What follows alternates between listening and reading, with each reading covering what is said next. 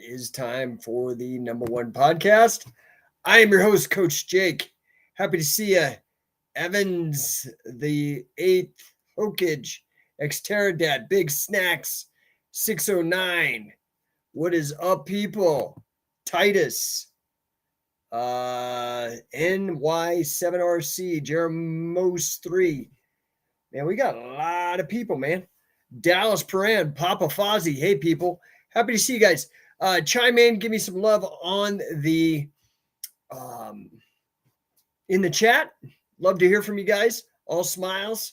Today, so I've asked this question multiple times, and I keep getting like a very similar feedback often about when I ask people, what is stopping you from achieving certain goals, right?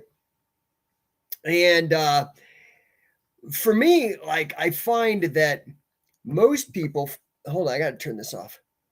It's like acting all crazy in my ear. So, one of the things I constantly hear about is money.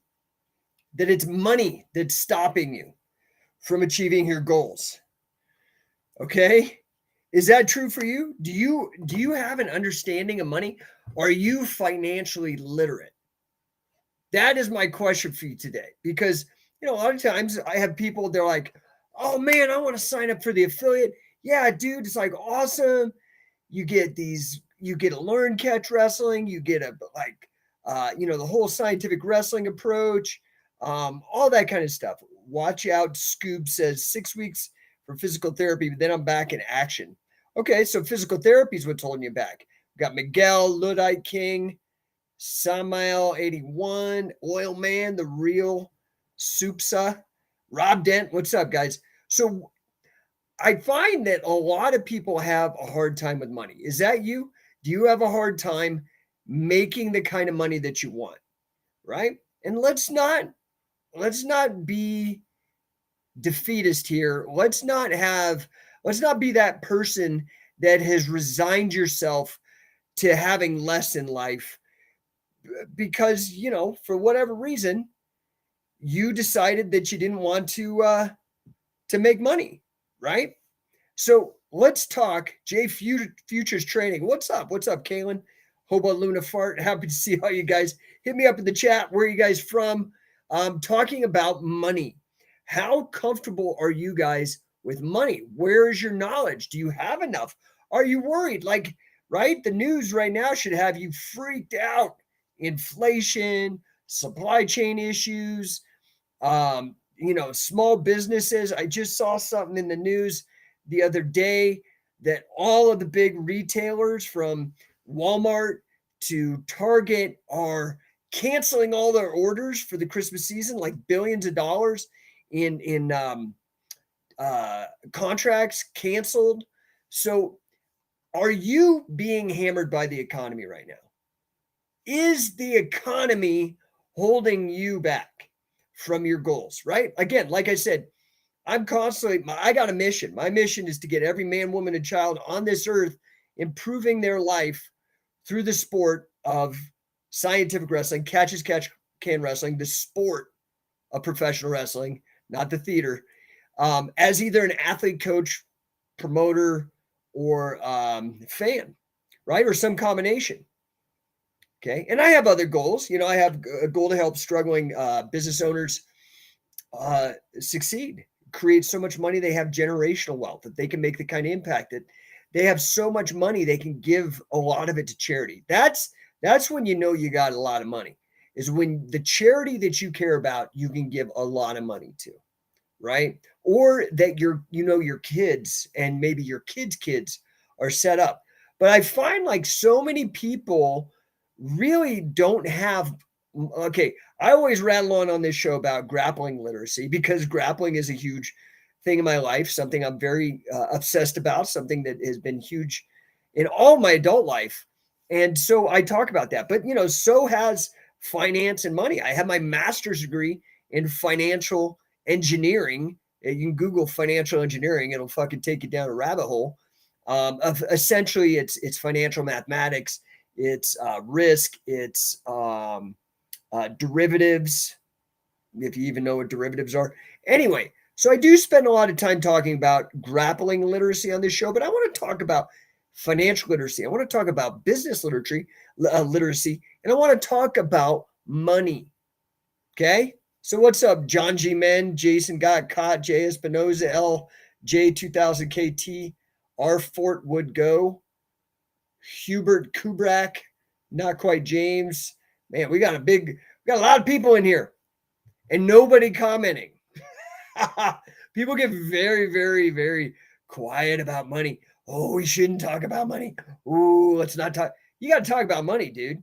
You got to, because you got to think about it. And thought is largely self-conversation.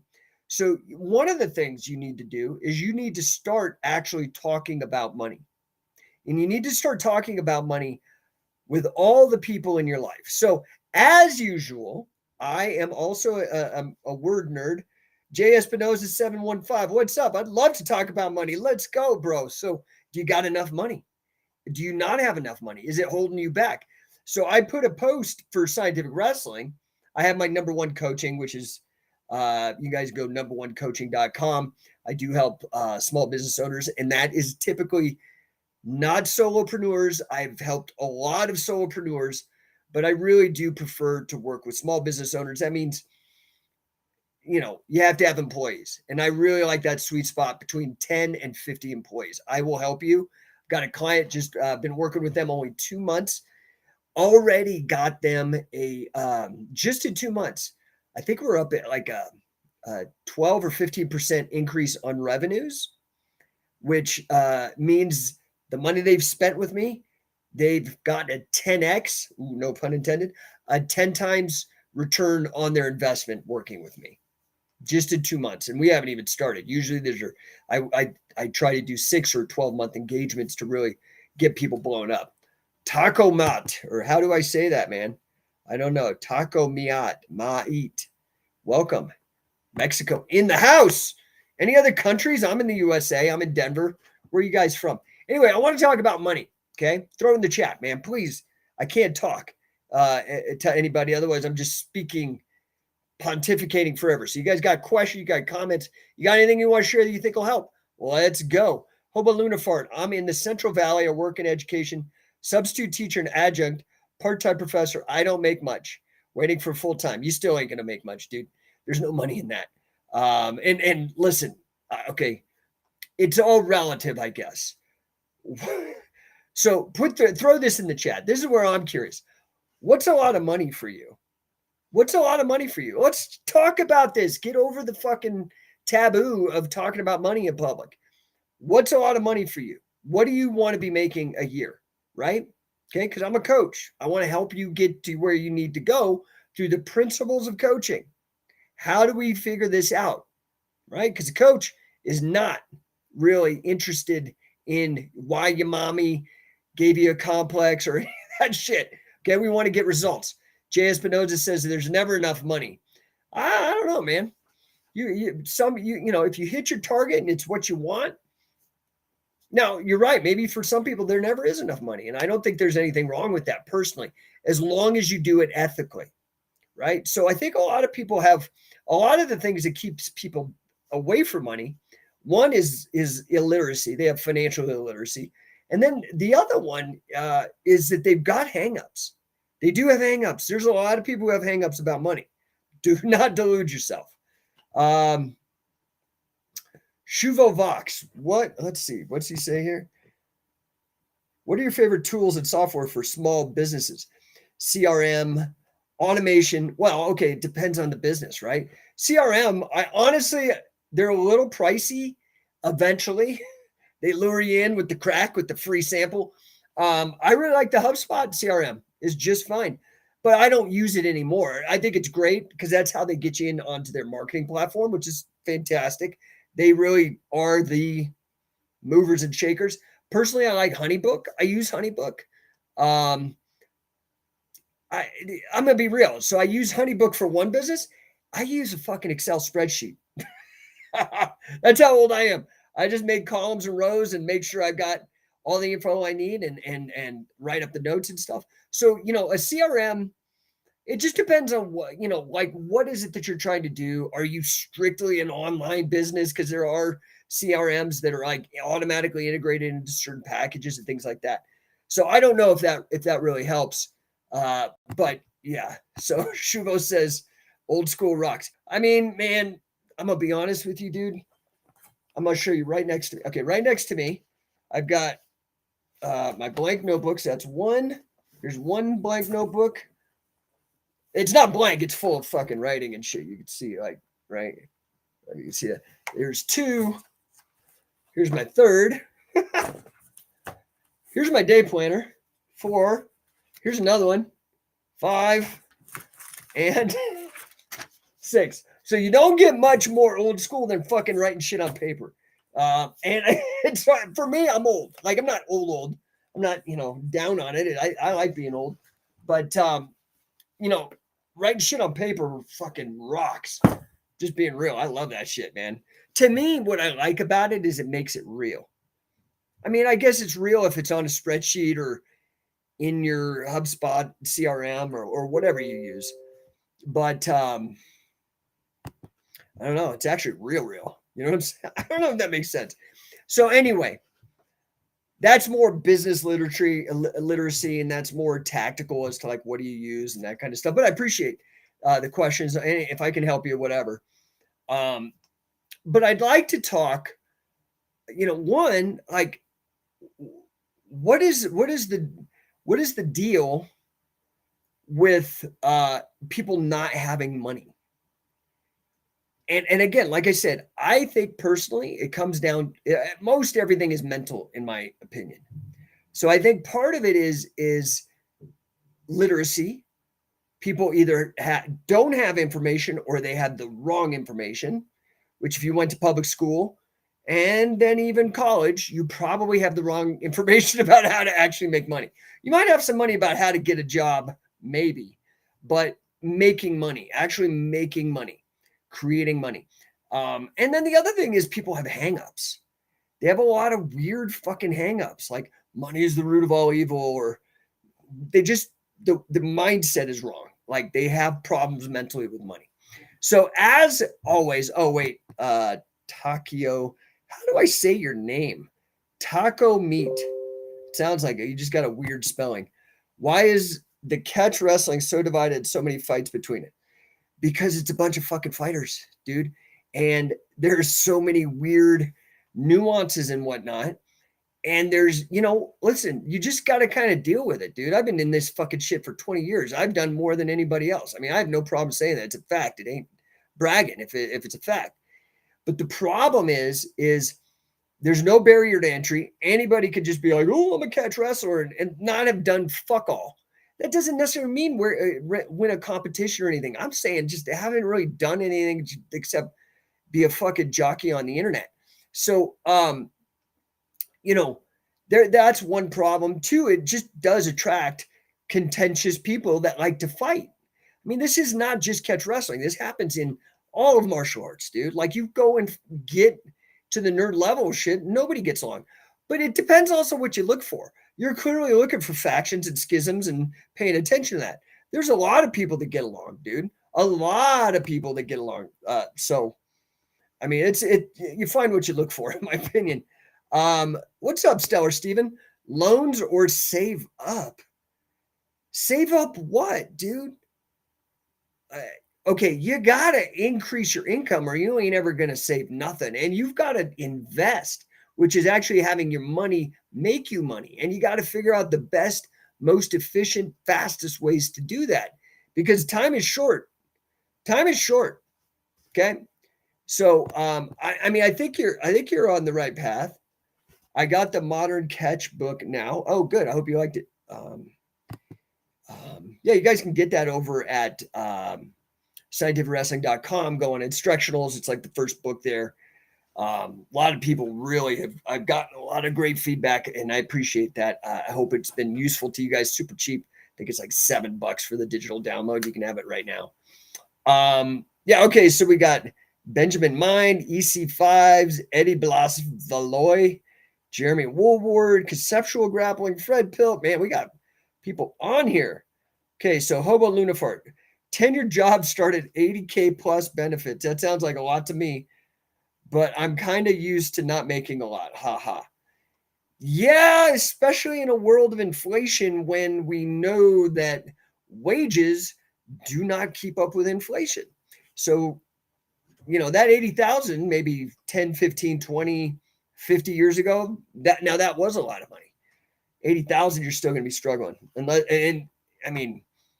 Unless you just don't want to go out and do anything, don't want to travel, don't want to do anything, So let's break this down. I want to start how I usually start, and that is by going not just to the definition of the word money, but to the history of the meaning of the word, the etymology of the word. So I'm going to my favorite trusty website, etymonline.com, Googled or typed in money. From the mid 13th century, money, funds, means anything convertible into money or coinage, coin, metal currency. From Old French monnaie or something, I don't know how to speak French, money, coin, currency, change. From the Latin moneta, place for coining money, a mint, coined money. Let's see, a title or surname of the Roman goddess Juno, whose temple on the Capitoline Hill money was coined, and in which perhaps the precious metal was stored. Also means to advise, warn, or admonish by tradition in the sense of admonishing goddess, which is sensible, but the etymology is difficult. Extended by the early 19th century to include paper recognized and accepted as a substitute for coin. Now, this is very interesting. Okay, this is very, very interesting. Hey, what's up, Matt Granahan jumping in? What's up, brother? So money in the 13th century means coin, coinage, metal, currency. Okay, that's 13th century. You go 600 years later to the 19th century, now they're including paper money as an accepted substitute for coin. Okay, and they noticed, they said that the highwayman's threat of your money or your life was attested in 1974. So the phrase in the money started, earliest reference they found was in 1902, which originally referred to one who finishes amongst the prize winners, such as in a horse race. The challenge to put one's money where one's mouth is was first recorded in 1942 in African American vernacular. Money grub, for an avaricious person who is sordidly intent on amassing money, is from 1768, so that's an older one.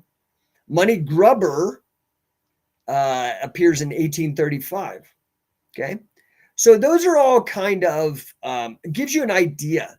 So it started out as metal, right? Started out as metal, and eventually became paper. So what actually is money? How would you describe money? Rob Dent says easier to travel long distances with paper than metal. That is true. That is true. Easier to replace if it's destroyed or stolen.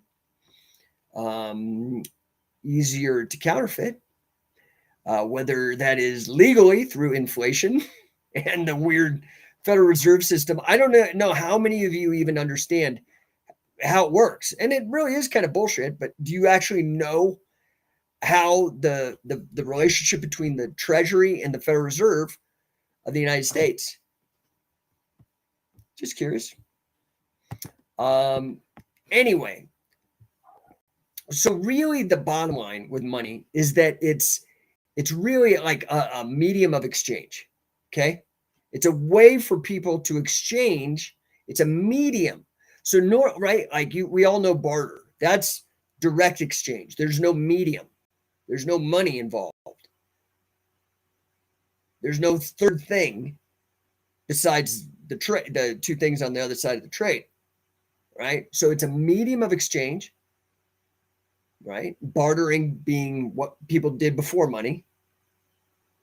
Okay. It's also what? It's a store of value. So you know, I say I have property.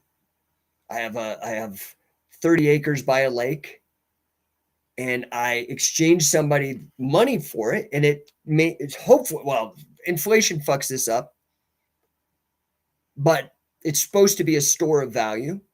We know this isn't true because you can go and you can look at how inflation has destroyed money itself as a store of value. Now, this is something where gold, which used to be the money du jour, has more value in terms of being a store of value. Okay.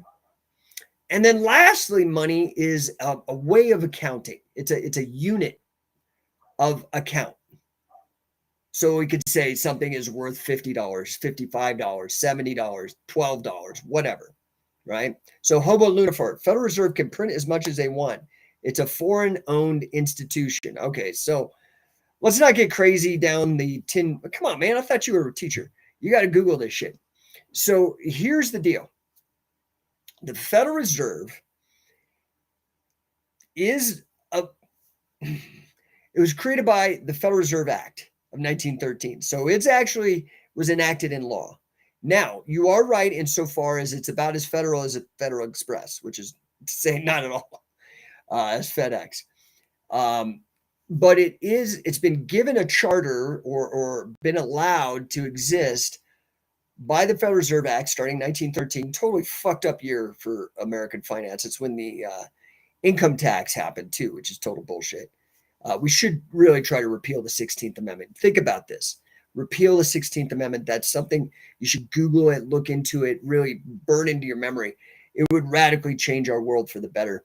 But back to Federal Reserve, essentially what happens is there are 12 member banks, and these banks are made up of membership from a bunch of other little banks, American banks. Now they are connected to an international system, the International Monetary Fund and the Bank of International Bank of International Settlements. But they all operate off of this really weird idea. They do just create money out of nothing. That part is 100% true. It is crazy that they do this, and that's one of the ways they like have a lever by which they can manipulate things is through the manipulation of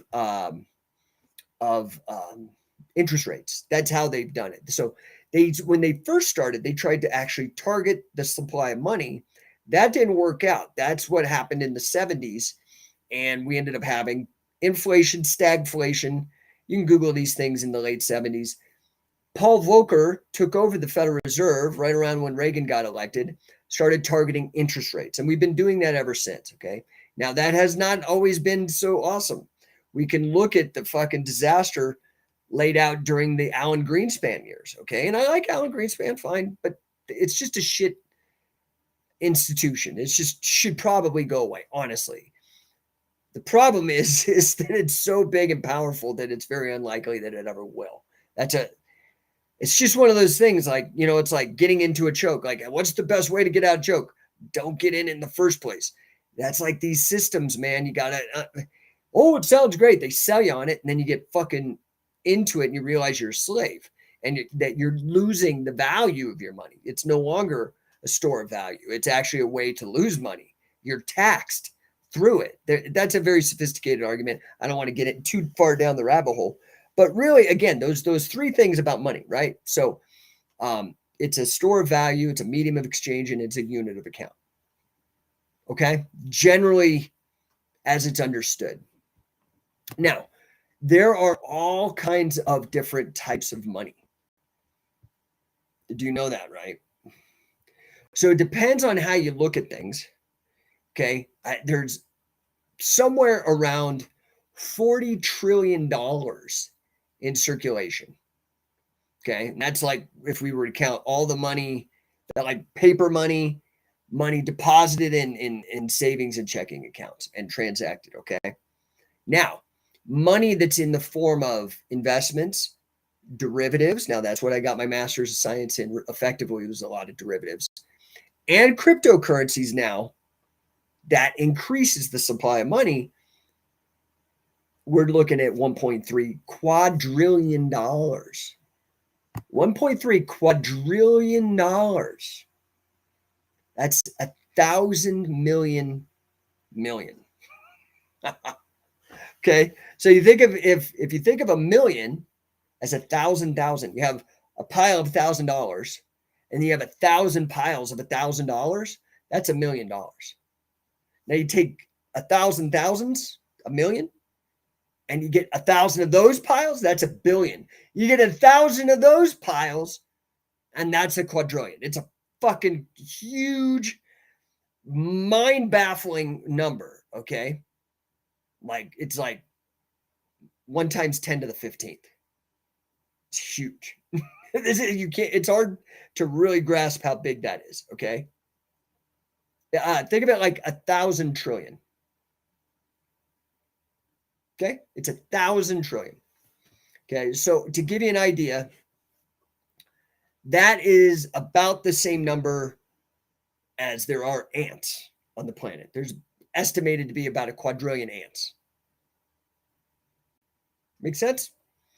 Why am I asking how much money is there estimated to be on the planet? Why would I want to know that?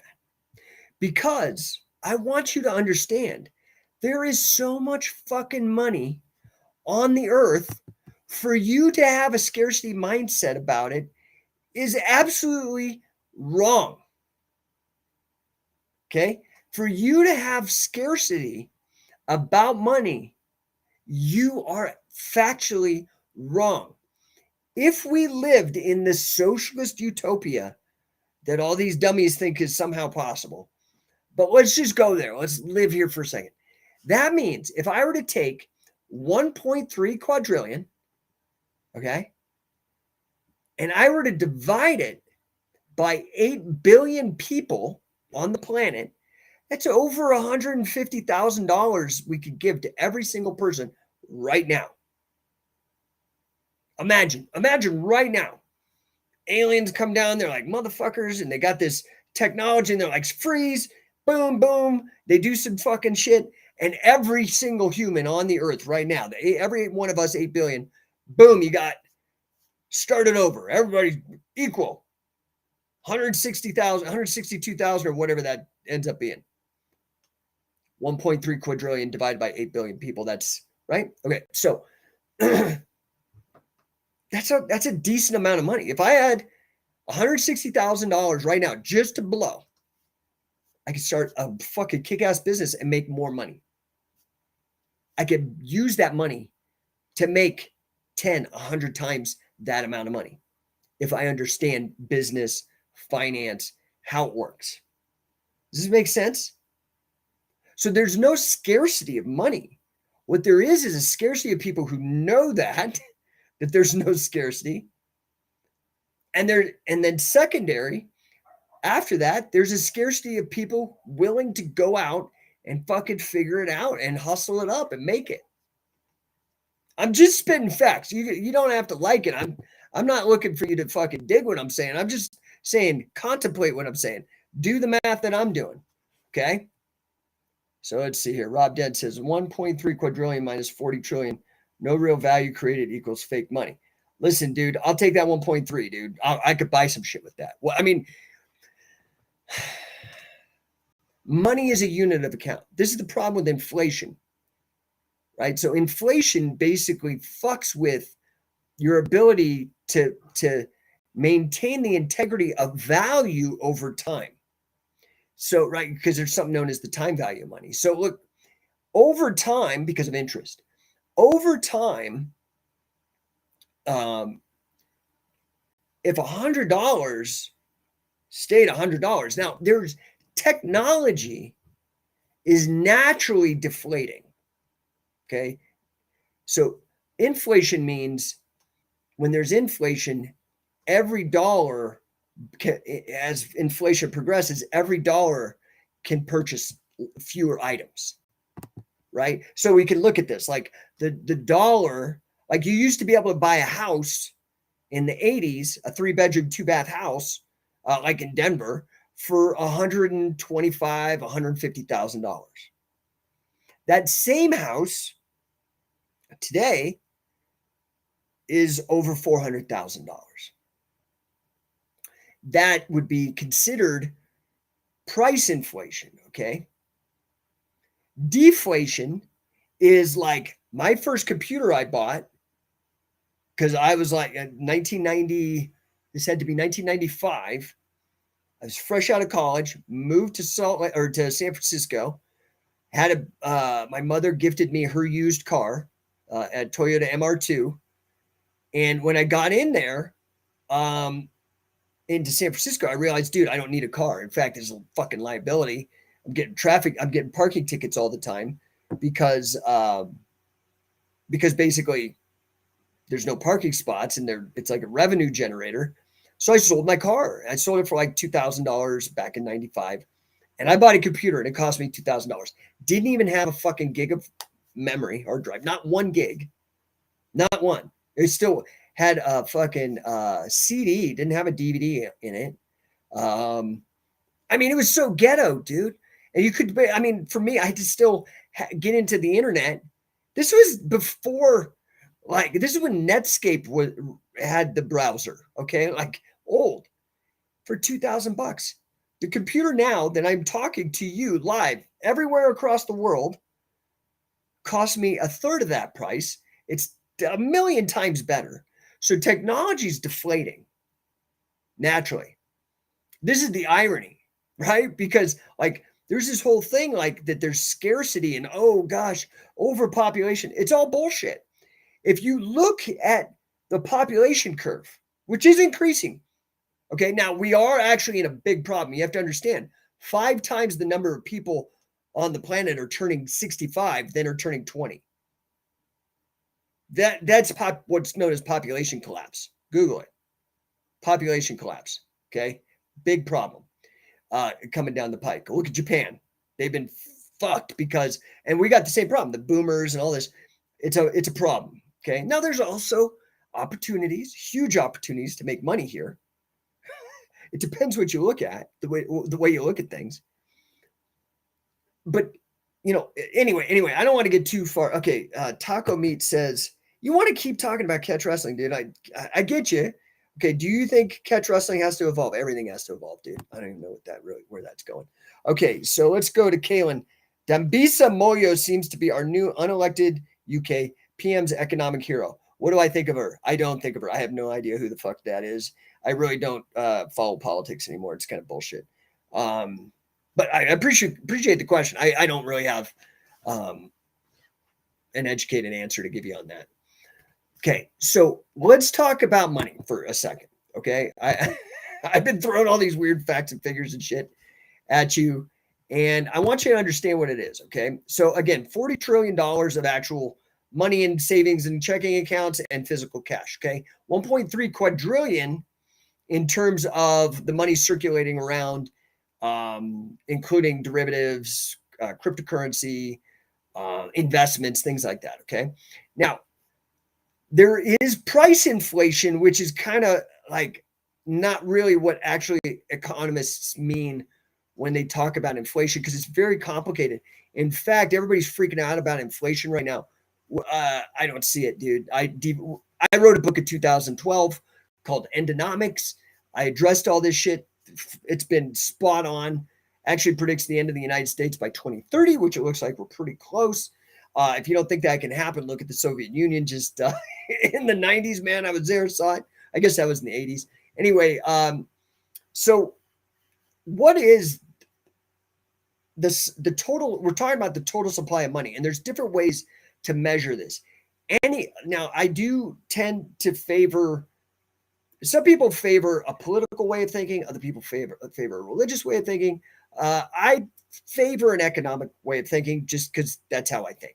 Okay, I think about economics. I think the economic way of thinking is actually the most moral way. It was largely introduced to the world by Adam Smith. Now, the history of economic thought goes all the way back to all recorded in the beginning. But Adam Smith came up with The Wealth of Nations, that book, which launched 1776 when it was published, interestingly enough, and launched the way that we think of things economically, right? And I do want to get into the why I think it's a moral system. He was the chair of moral philosophy at the University of Glasgow. He was actually a philosopher, a moral philosopher, who's trying to understand how the world actually worked, and came to the conclusion that if you accept this idea of voluntary trade as better than like theft or assault, that voluntary trade was a moral way of organizing a culture, that then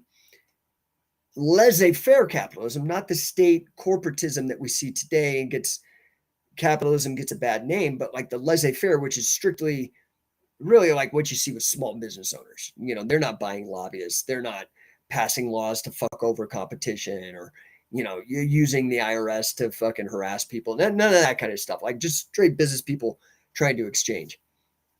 Now, money, the supply of money, is usually the way that economists address, they talk about inflation in terms of purely the money supply. So when you have an increase in the money supply, we've heard recently in the last couple of years, because of all the dumb lockdown shit, that there was 40% of all the money in circulation today. 40% of the money supply has been created out of thin air in the last 2 years. And then people wonder why prices are so fucking crazy. Okay. But you have to understand, the money supply is fucking growing for sure, dude. Like they did print a fuck ton of money, and give out to little tiny checks, which is really honestly like a shitty tax rebate. Because if you look at how much money you get pulled out in withholding, you'd fucking shit. You got to remember when you were first a kid, got your first minimum wage job, and you're all stoked, and you're doing the math in your head, and then you go and you look, oh man, they took like 30% of my money in tax. And for what? To go bomb brown people that I got no personal problem with? I mean, it's just stupid. But there's different ways that they measure it, right? And typically they all have to do with like M1, M2, M3, right? This is kind of like how economists tend to think about it. It's the language that they use to talk about it. So let's start with like M or M0. That's like all the physical money in circulation, like coins, notes, bills. Okay. That's M0. M1 is all of that, plus all the money held in accounts, like checking accounts, savings accounts, traveler's checks. Okay. M2 is all of that, plus savings, mutual funds, money market, other kinds of like time deposits. Now, M3 is the biggest, broadest measure of money. And that's all of everything in M2, which was everything in M1, blah, blah, blah, blah, plus CDs, right? Certificates of deposit, big institutional money market funds, repo agreements, right? And now these are things that are still considered money by those three definitions I said earlier: unit account, medium of exchange, unit account, medium of exchange, and store of value. But they just tend to be less liquid, meaning they're not as easily traded, right? So anyway, what I want you to understand is that when I talk about that population collapse, and the fact that 5 times the number of people in the United States are turning 65 that are turning 20. By the way, you guys need to start fucking having kids, like for real. Like all you young people, man, you got to figure this out. And you got to figure out money. And the public school system. I wrote a book, my first non-wrestling book. It's called Anomaly. Okay, I wrote it back in 2009. And a lot of the stuff in that book this is the thing about the books I write. I don't know why, but they tend to come true. I just have this thing where I don't know why. I have a way of looking at the world, and things tend to line up pretty well.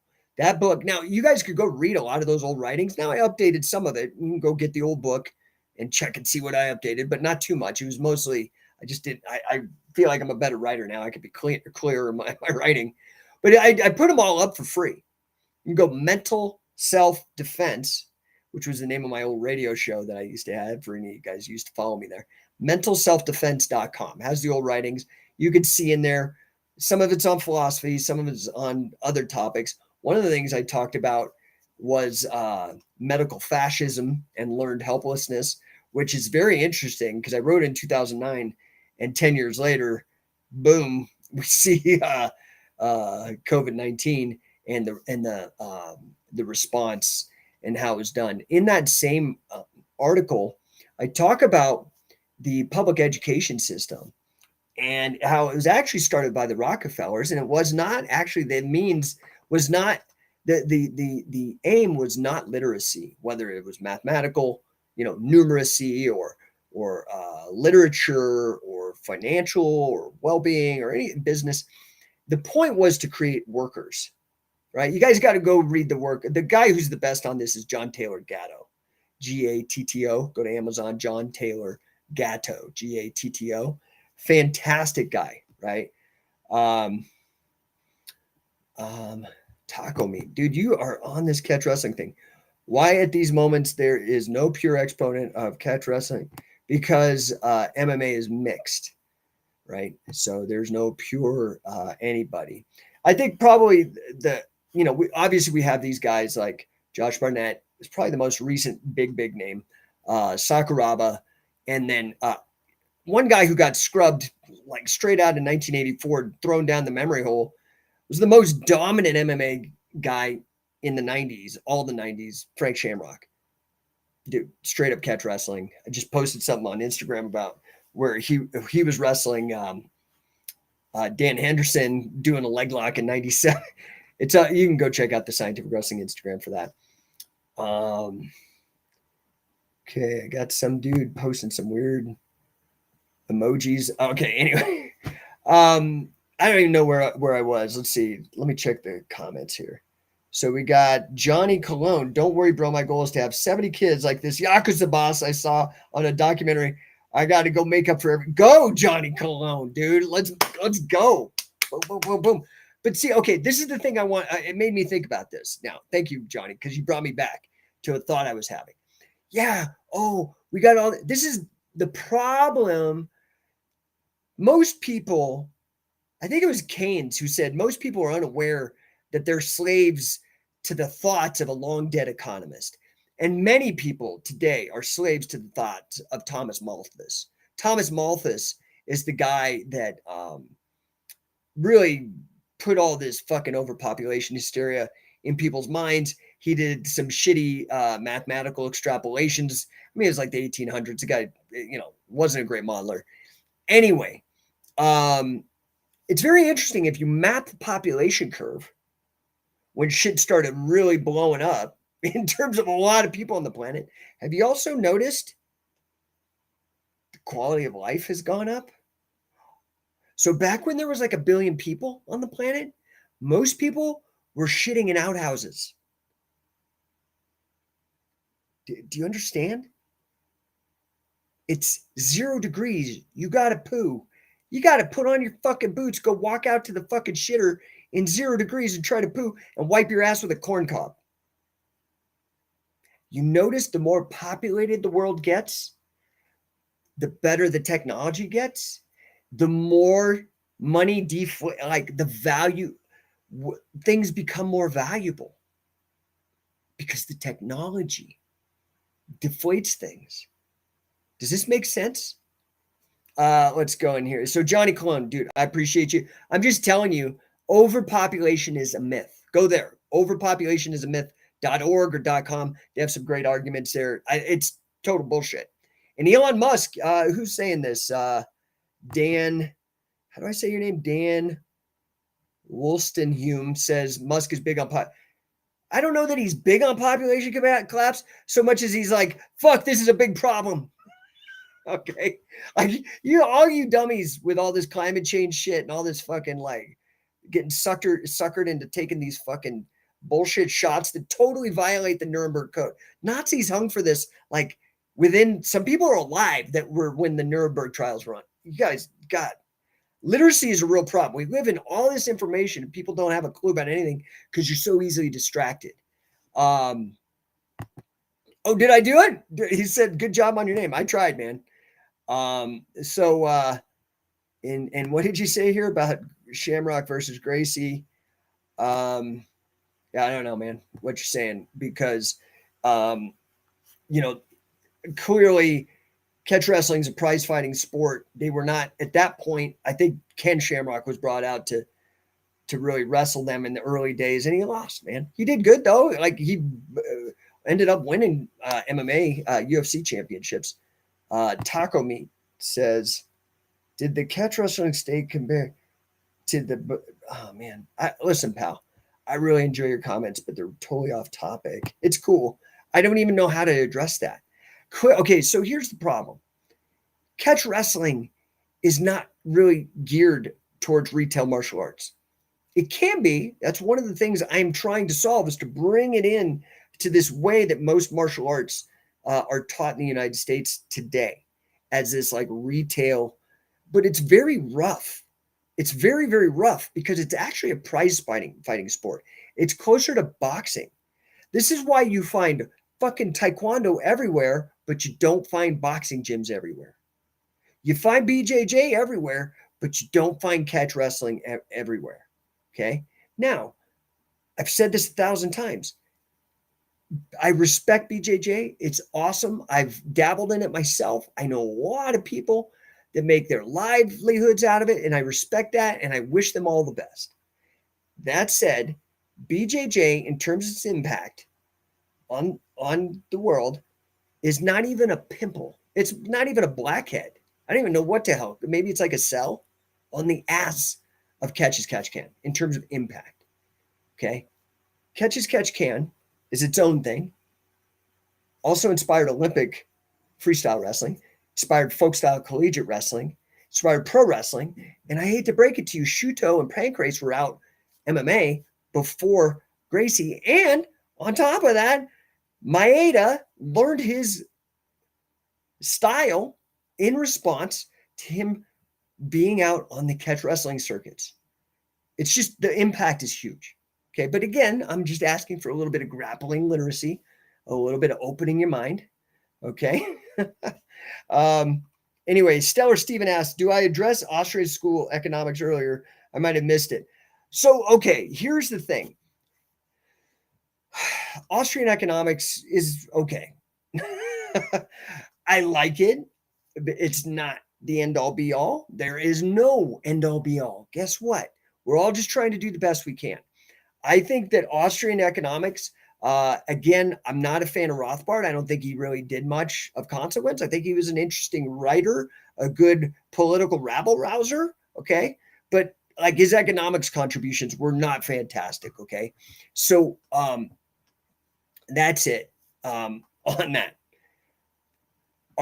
Are they right about the Federal Reserve? He's written a great book. I can't remember the name of it off the top of my head. I have it on my bookshelf. I wrote it or read it years ago on the origins of the Federal Reserve. Does a great job with that. But the problem is that they don't address deflation. The other thing is that's deflationary beyond technology itself. I mean, just look at the prices of computers. Look at your phone, dude. Like the amount of shit that's in your phone and the prices come down. I can go get a burner phone for like $50. It's unbelievable. Okay. Remember those gigantic fucking cell phones you had to like carry on? They were like giant bricks. Anyway,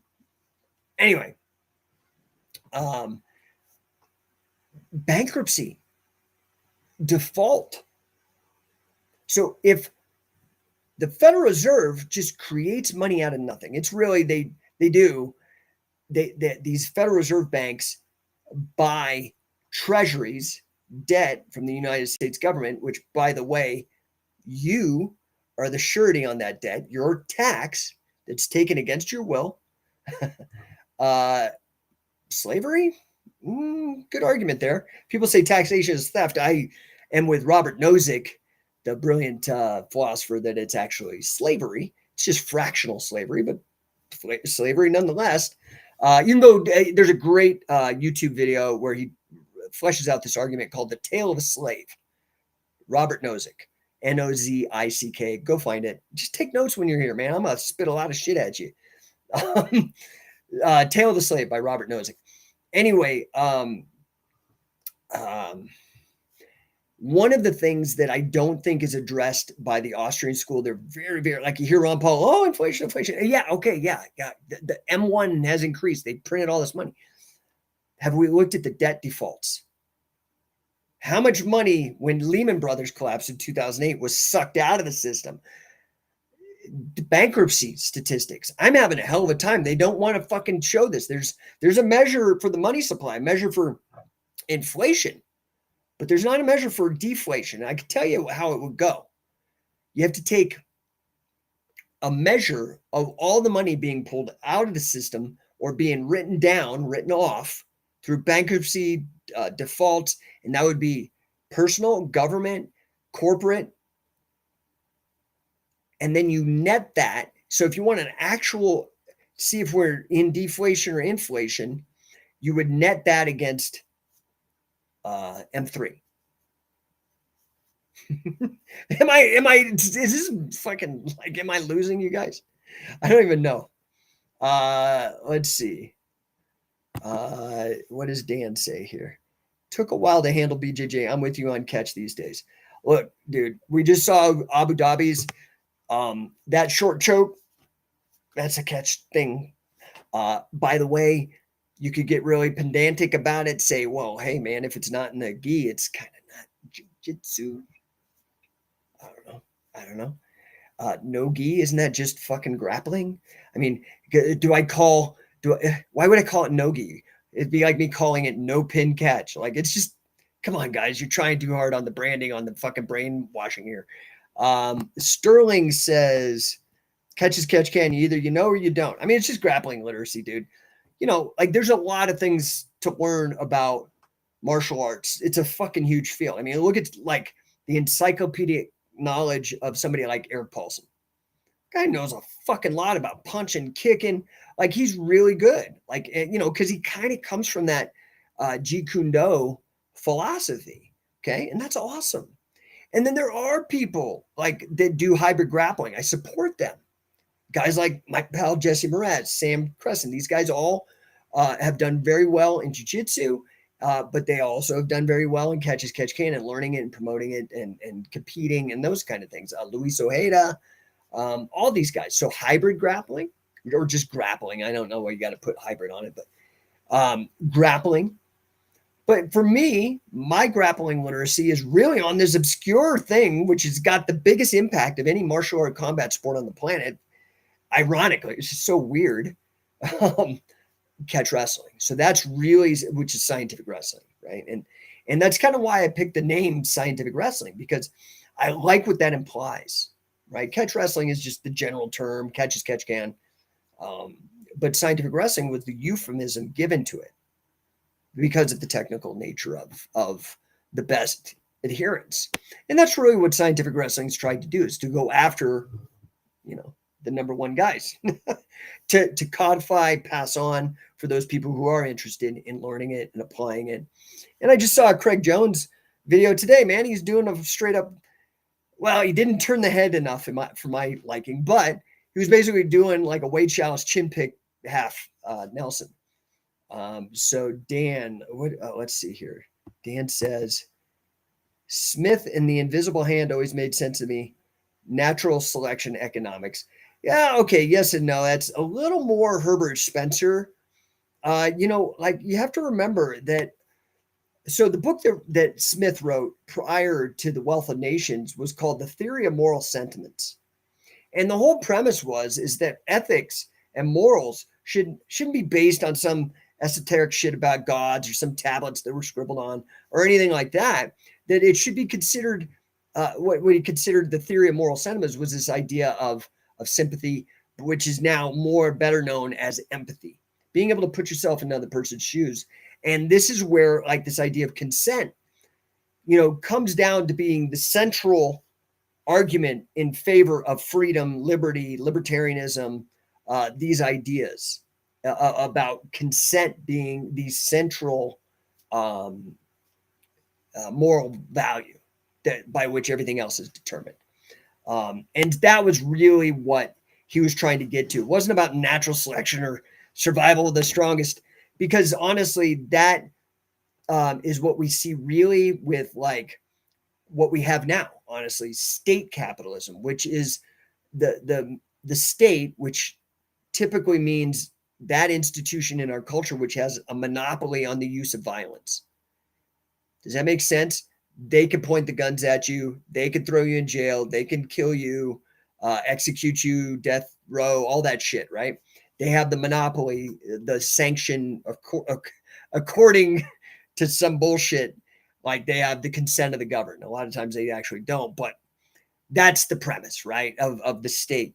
But the problem is, there's a problem with having that kind of monopoly on the force when you apply it into other arenas that are outside of that. One of the big things that I think that the United States did that was was the separation of church and state, right? So no longer did we really have like religion throwing people in jail and throwing them on a spike or lighting them on fire if they're a witch or whatever, you're heretical or non-orthodox, heterodox. So anyway, that's where I think the flaw came in, is they did not separate. There was a couple flaws, obviously, compromising with Georgia. We would have abolished slavery, like England had abolished slavery, and that was a great thing. One of the few great things that England has done. I mean, as a state, as an empire. I'm not talking about the culture and the people, because clearly catch can comes, well, at least was first documented, was an amalgam out of that area, the Irish in the north of England. But they had eradicated slavery, and we were going to do it. But Georgia was the one holdout of the colonies, and we needed them to be able to fight, because it was straight up Star Wars, man. It was like the rebels versus the Death Star, and outgunned. The sun never set on the British Empire. There's a huge military thing, and they needed Georgia, and they made a compromise, and that's really the fatal flaw of the United States. Ended up having the Civil War, killed more Americans than any other war against ourselves. Instituted, it was the first time there was actually an income tax. Like, a lot of problems came out of that original civil war that we had, which was a response of not getting rid of slavery in the first place. So anyway, I look at natural selection economics as being closer to this state corporatism or fascism or state capitalism that we have now, which is in complete stark opposition to a laissez-faire capitalism. I'm not a utopian, so excuse me, I'm not under any illusion anything's going to change. I'm not really interested in changing it. I'm just more interested in trying to do the best I can for myself and my family in a moral way, which again, for me, centers around, this idea of theory of moral sentiments and empathy. So anyway, and then Dan, what do you say here in response? Sorry, I kind of go off. In 20, 30 years, there'll be a ton of empty houses when us boomers die off. Now, so I'm a huge fan of Grant Cardone. I believe the guy is a genius. You see him and he's flashy and off-putting and like trying to be a rapper, or I don't know, dude. The guy's a billionaire. And when you get past all the marketing shit, he's a good human being, I believe, and very, very smart. He is really into the idea of using real estate to build wealth. I agree with that. I think it's a very, very historically sound investment. However, Dan, what you're talking about is the thing that sticks in the back of my head about real estate as an investment, that the prices will go up, continue to go up, and it'll continue to be a fantastic investment as long as population increases, right? I mean, basic supply and demand. You keep the supply the same and increase the demand, the price goes up. That's like Econ 101, supply and demand curves. If there's a massive population collapse, that could be a big problem. Okay. So I don't disagree with you. I'm still optimistic. So you guys need to get out there, start fucking, having some kids. You know what I'm saying? All you young people, figure out how to have money to support them. I made 3 myself. I'm going to be pushing them to make 3 or 4, So, taco meat. When will we see a catch wrestling Abu Dhabi champion? I do not have a glass. I don't know. Crystal ball, dude. I have no idea. Hopefully soon. Honestly, I'm going to be real with you. The point I was trying to make earlier is all this no gi is looking a fuck ton like catch based um, grappling, no pin grappling. I think that Abu Dhabi looks a lot more like no pin grappling than it looks like jujitsu. That's my opinion. Um, we know that leg locks came from catch. We know that takedowns came from catch. We know that a fuck ton of submissions came from catch. Um, I'm just saying, dude, like whatever you fucking call it, I think the influence is undeniable. I think the impact is undeniable. Whatever, man. Okay. I don't know what else to do with that. Dan says just plain old supply and demand is natural selection economics. Sort of, sort of. I mean, the thing is if you really get into the philosophy of science, natural selection is not even all that it's meant, all that it's made out to be. In some ways, it's kind of tautological. It's not even that great of an idea. It's like obvious, but there's some interesting thoughts to be made there. So anyway, Stellar Stephen, do I address Austrian school? Yeah, I mean, they're okay. They're okay on the understanding of the Federal Reserve. I think they're good. Like I liked Hayek a lot, honestly. Like his book, The Sensory Order, is fucking amazing. So far ahead of its time. And I think it's the one that people look at the least. I also like his essay, Why I'm Not a Conservative, because it really points out the libertarian argument as to like why you wouldn't be a conservative if you're not a progressive. I don't like to use the word liberal because I think it's confusing. There is a school called classical liberalism that is less toxic than this socialist thing that has co-opted the term. Stellar Stephen, is working remotely going to be more common again? Is remote work a solution or a problem? I mean, it depends on the way you look at it, right? So if you own commercial property, it's a fucking problem, because nobody wants to rent out office space anymore, right? And so we've seen a collapse in the real estate markets on the commercial side, largely started by lockdown policies. But now you supposedly have talk of guys like in BlackRock and these other, by the way, they pretty much own the planet if you don't know, BlackRock and Vanguard combined. You got to Google that shit. It's interesting. In terms of, mergers and acquisitions, like these are very powerful companies that they honestly probably own all the politicians at some way. I mean, I don't know how to really, they also control the flow of information. So, that could get fact checked out of existence. I don't know. So good luck trying to find that one. It's like I'm trying to find this statistic on deflation, like I mentioned earlier, and it's a challenge. I've actually asked 4 economists that I know now, and they keep pointing me to different sources, and they're helpful, but it's like I'm not an economist. You guys should do this. You might win a prize because it's a good idea. So, I think the remote working is interesting. Here's the problem. Okay. So, and again, no one person has everything right, whether it's me or anybody else, but somebody I was very big and influential in my thinking, especially through grad school. It was probably the most famous financial engineer on the planet is a guy named Nassim Taleb. He wrote The Black Swan, wrote Anti-Fragile.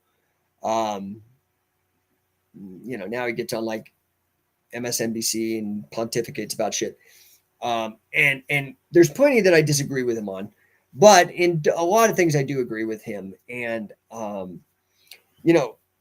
the remote working thing is very interesting, and this is just a general thing. Like we were talking about how Dan was talking about, like real estate could collapse because of the population dynamics, the investments in real estate, and we could be sitting on a glut of empty properties.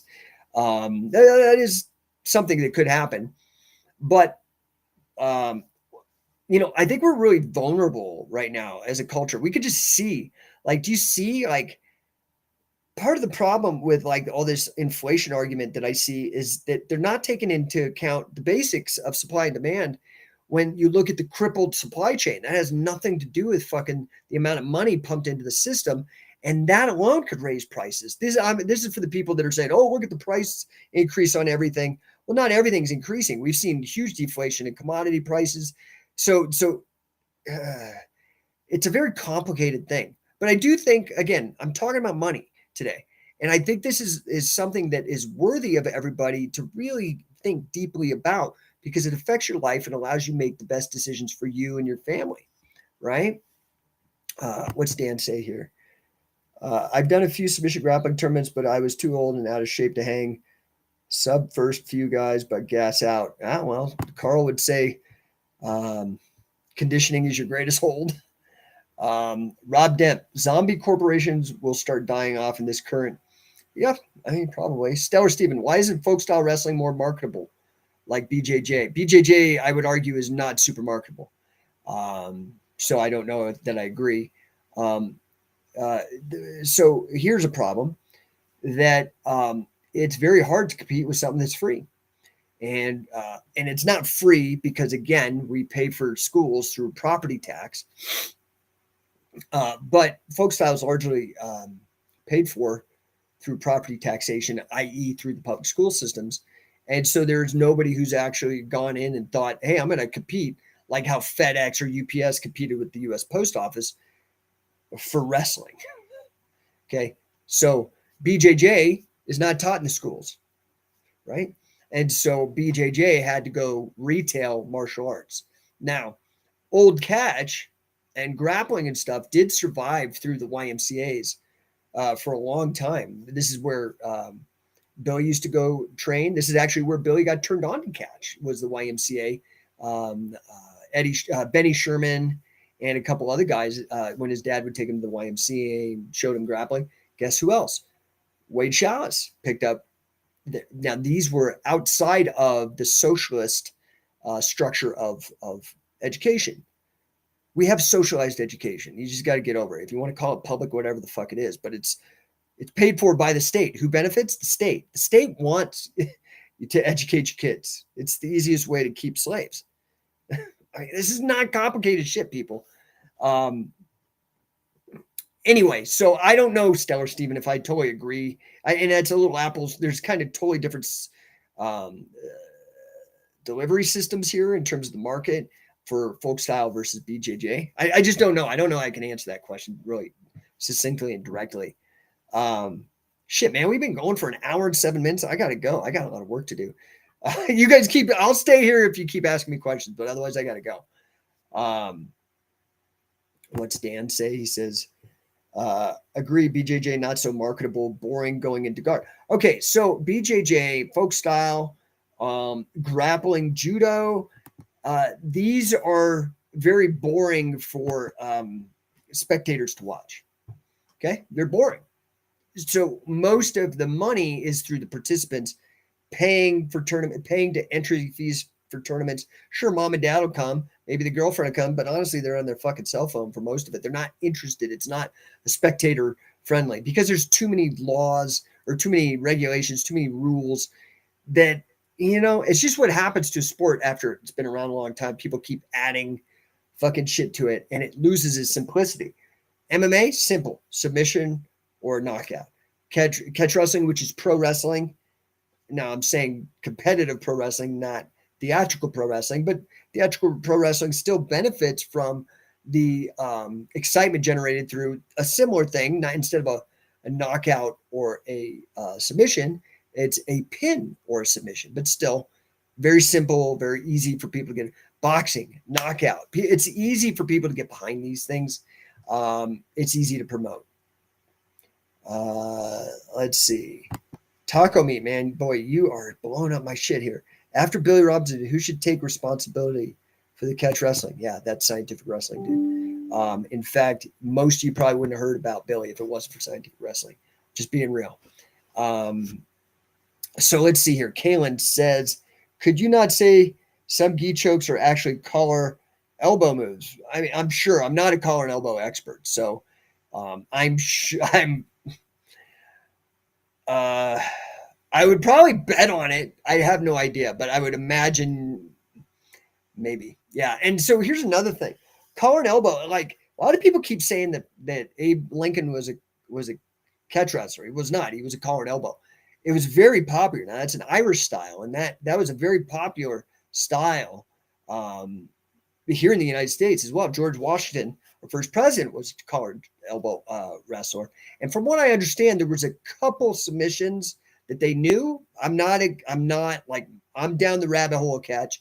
You ask me anything about catch, I can tell you I know some of the connecting stuff a little bit, but my job is advocacy and teaching of scientific wrestling, catch as catch can, the sport of professional wrestling. Okay, which to me, I was having a conversation with a friend, and we were talking about like the Shoot Pro promotion that I'm doing right now. So check out Shoot Pro Wrestling. You can go to the website or you can go to YouTube. I have the last 3 events up there. And for me, to be true to the spirit of catch as catch can, I want to build this to the point where people actually feel like they can bet on these matches. So there could be nothing funny about the actual. I don't mind outside the ring if there's theatrics, if there's drama, if there's contrived heat. I don't give a fuck. But inside that ring, for that time period when the match is on, it's straight up and up. That's important because I believe beyond the technique, beyond the rules, at the core of catch wrestling, and also the bilateral nature of the agreements between the wrestlers to where they can negotiate the rules and things like that. That's core. But I also believe that betting is core to the central to the culture of catch as catch can, to scientific wrestling too. So I don't know if that helps. Rob Dent, Ricardo Aronia, Abu Dhabi OG, went undefeated using a wrestler's top game. Yeah, because it works. Adapt or die. Natural selection, right, Dan? Kalen, Sovereign Capital and UK are the same. They're actually buying up domiciliary carry of elderly. Yeah, I mean, this is a problem, dude. So now you got a guy like fucking Bill Gates who wants to depopulate, is like very concerned. He thinks we should depopulate. Is like totally in these Georgia Guidestones, motherfuckers, and he owns more farmland than anybody else in the United States. That's a concern, dude. Like, it's a concern.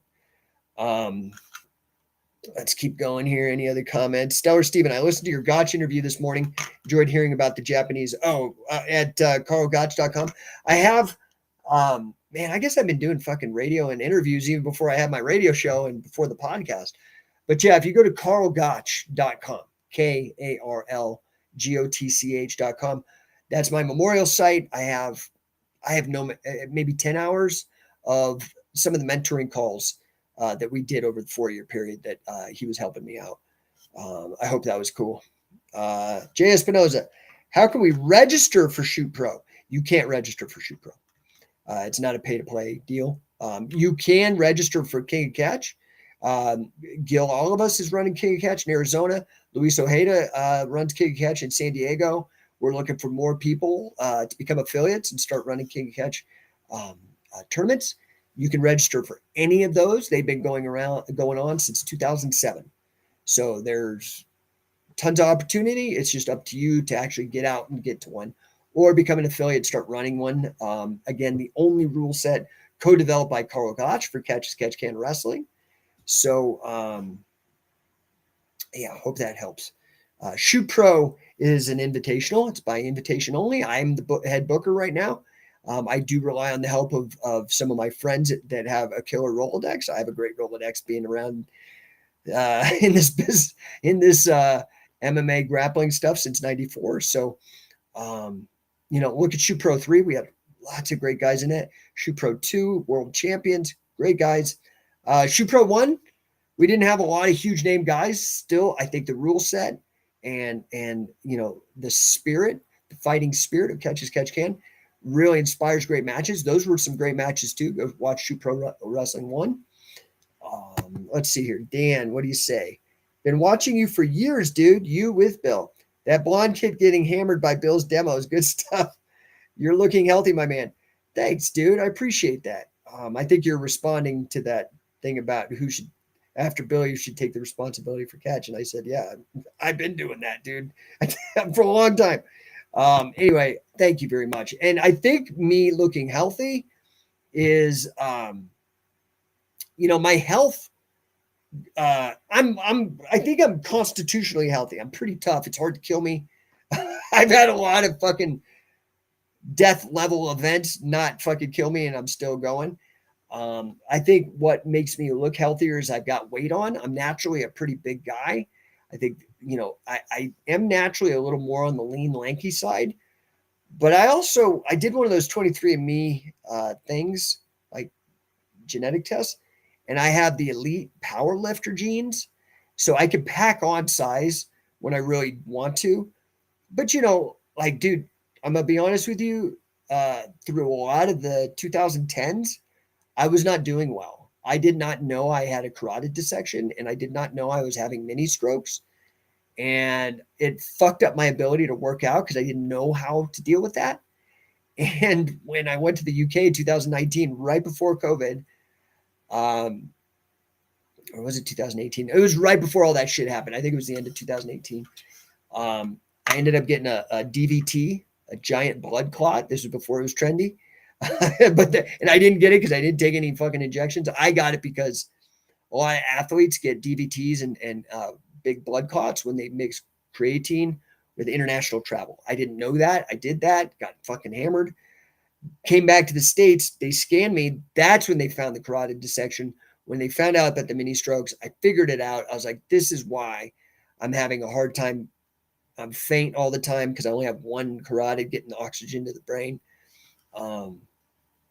So anyway, and I got that from grappling. You guys got to be careful. You could tap to chokes, dude. Don't try to fight at them like we used to back in the early days. Stupid. Okay. And there's still a lot of people really getting fucked over by this carotid dissection thing in grappling. You guys got to be real careful. Anyway, because of that, I have been able to pack on a lot more weight. So I'm back at like 212, 213 pounds, which for 6'1" is a good weight. I feel healthier. I feel good. You can go see the stupid selfie pictures I take after my workouts. I'm not carrying a lot of fat. Yeah.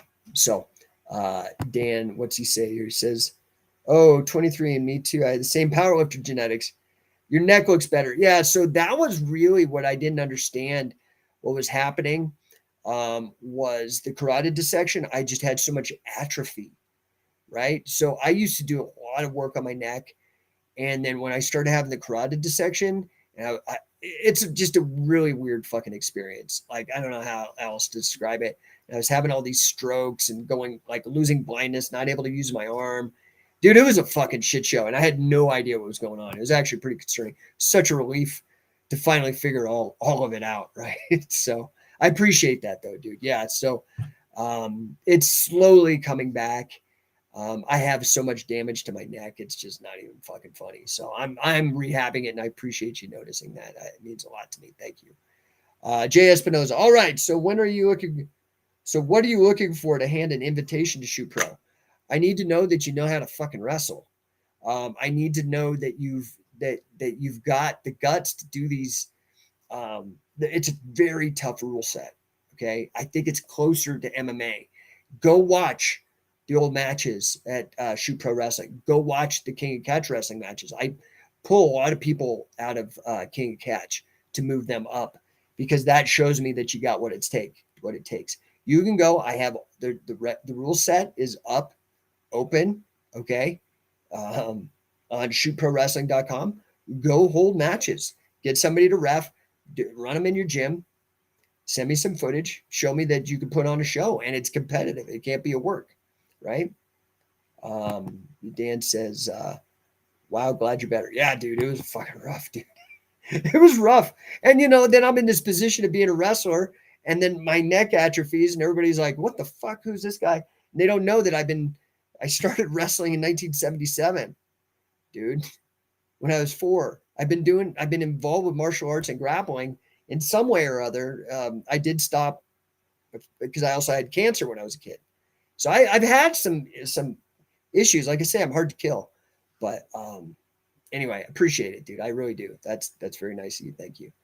So all right, guys. Shit, man, we're at an hour 20 minutes. This is not a Joe Rogan podcast. It was not meant to be. I've got so much work to do. I am heading out tomorrow to Pinion Hills, California, which is out in the Mojave Desert, out like if you were to fly in, it's by Ontario Airport in Southern California. Going to be there for 2 days. Me and Luis Ojeda, who I think is the winningest King of Catch champion and has defended it the most of anybody. He's also a fantastic high school wrestling coach down in Southern California. He's going to be there, and myself and a bunch of crazy people. So if you want to join in, I think we got a couple spots. Go out there, dude. Go out there.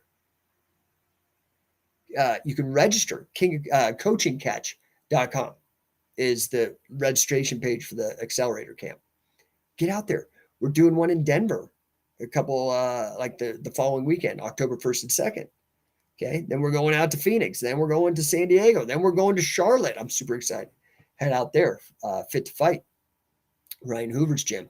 Thank you to Dave Patrone, assistant coach, hopefully soon full coach with Scientific Wrestling, for hooking that up. So you now have an opportunity.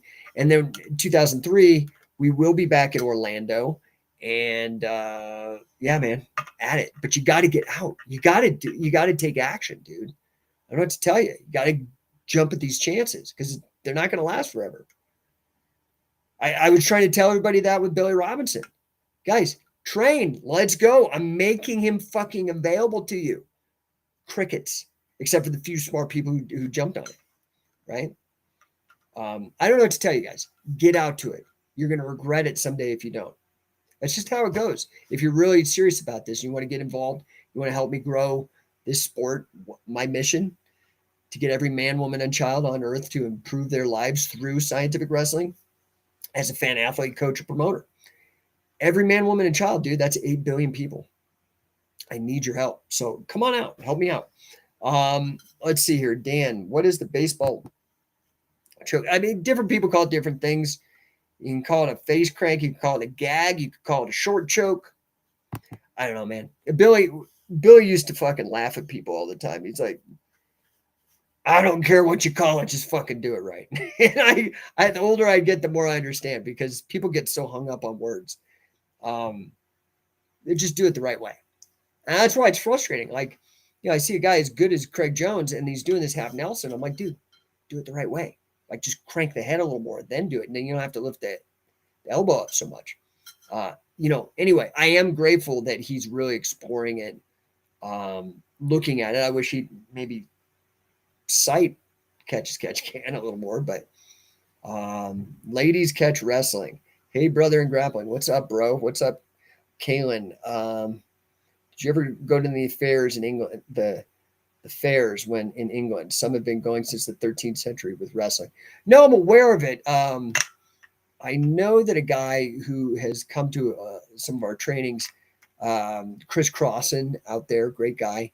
I know that he kind of got involved, and I know that there's a lot of Irish, I don't know, I think it's rude to call them gypsies or whatever, but I don't know what else to say. Sorry, I'm just from the United States, so I don't know all the PC terms, but that still practice a lot of the gnarly stuff. So, yeah, I think that's fantastic. I think there's room for research there as long as it's of a high quality. You know what I'm saying? I think that's the challenge that I've helped to solve is to really raise the quality control standards in this sport and only go after the really top level guys instead of some of the bullshit. Anyway, guys, man, it's going to be an hour and a half on here. I truly have to go. I got to cook dinner and I'm looking after my elderly mom.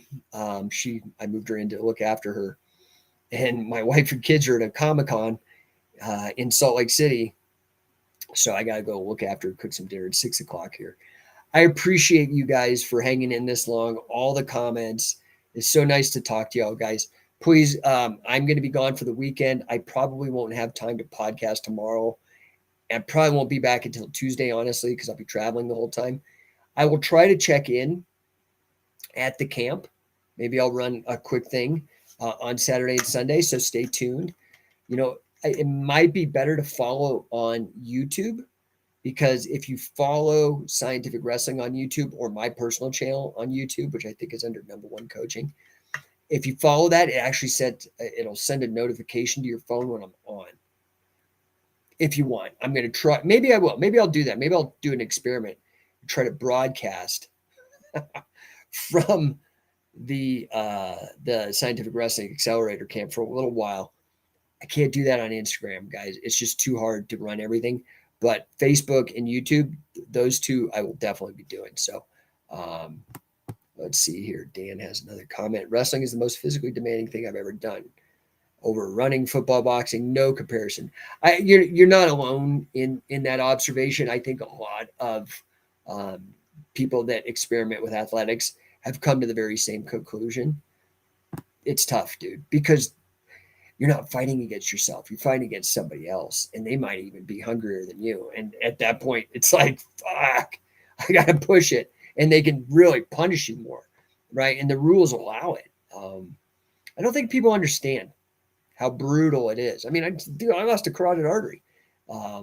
So anyway, hope you guys have a wonderful night. Thank you again for popping in. And I will, join on the YouTube channel. Okay. Go find Scientific Wrestling on YouTube and just hit subscribe. I don't know. It's not fucking complicated. Literally, just don't get distracted by some other shit and just hit there and hit subscribe, and then it'll pop up on Saturday and Sunday. We usually go from it'll be 9 a.m. Pacific till about 3 or 4 Pacific on Saturday and Sunday. So during that time period, you might want to check your Facebook. I'll try to remember. Okay, if I don't remember, some of you guys send me a DM and I'll get everything set up. So I appreciate you guys. Ladies Catch Wrestling says have a great weekend, and likewise to you. I appreciate the attention. Guys, as ever, if I can help you, DM me, all that kind of stuff. Taco Meat says, need more catch wrestling tutorials in Spanish. Help us. Yeah, I don't know, dude. Then you got to translate the shit that's out there because I just can't. I'm one guy, man, trying to do everything. Johnny Cologne, gonna make my mission bigger than my excuses. Yes, fuck yeah, bro. I'll meet you in real life. Yeah, let's go. Dude, I love that. What a great way to end the show. Dude, awesome. Okay, I'm out before anybody else throws something else up here. Appreciate you guys. Hope to see you actually at Pinion Hills. Sign up. It's not too late. You can go to coachingcatch.com, register. Let's go. See you guys. Appreciate it.